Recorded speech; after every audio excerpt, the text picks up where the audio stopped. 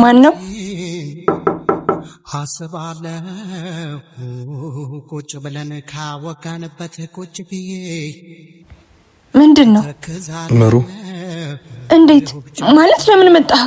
ሚስት በቃ አልቻልኩም። ምኑን አልቻልክ?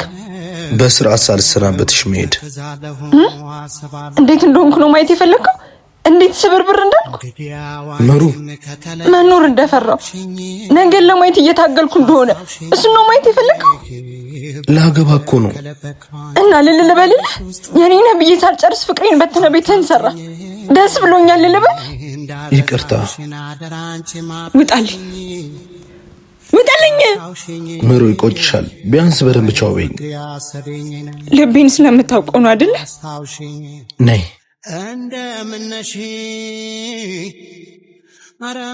ጠልቼሃለሁ፣ እውነት ጠልቼሃለሁ። እንደምነሽ ከተሰናበትሽኝ መልካም ትዳር እጠብቅሻለሁ መች ትመለሻለሽ